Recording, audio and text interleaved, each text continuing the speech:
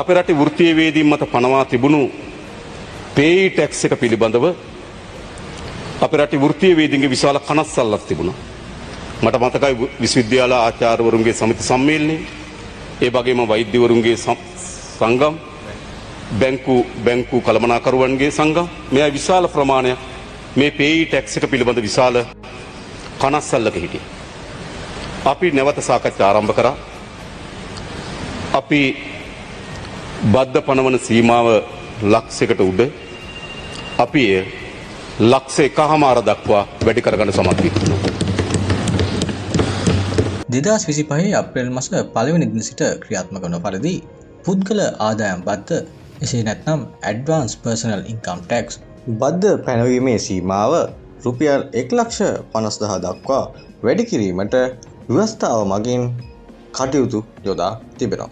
යම් සේවකයෙකුගේ මාසික ආදායම රුපියල් 1,50,000 නම් එම පුද්ගලයා මෙම බද්ධෙන් නිදහස් පුද්ගලයෙකු ලෙස සඳහන් කර තිබෙනවා. ඒ වගේම රුපියල් 1,50,000 2,33,333ක ආදායමක් ලබනවා නම් ඒ සඳහා 6%ක බද්දක් පැනවීමට මෙහි සඳහන් කර තිබෙනවා. ඉන් අනතුරුව 2,33,333ත් 2,75,000ත් අතර නම් එම මුදල සඳහා 18%ක බදු මුදලක් පැනවීමට පියවර යොදා තිබෙනවා.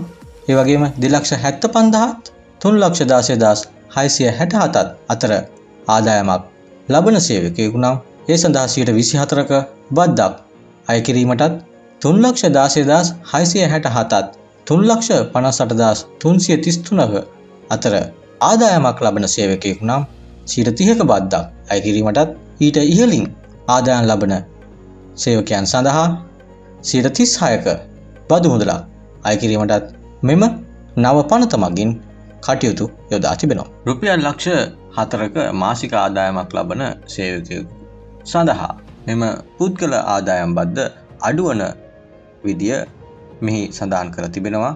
පළමු 83,333ක මුදලක් සඳහා 6%ක බද්දක් මෙහි පනවා තිබෙනවා.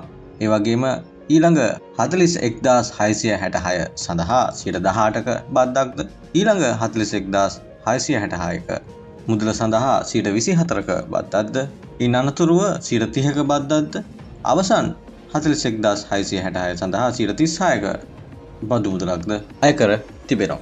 මෙවැනිම තොරතුරු දැන ගැනීම සඳහා අපගේ YouTube channel ඔබත් අදම subscribe කරන්න.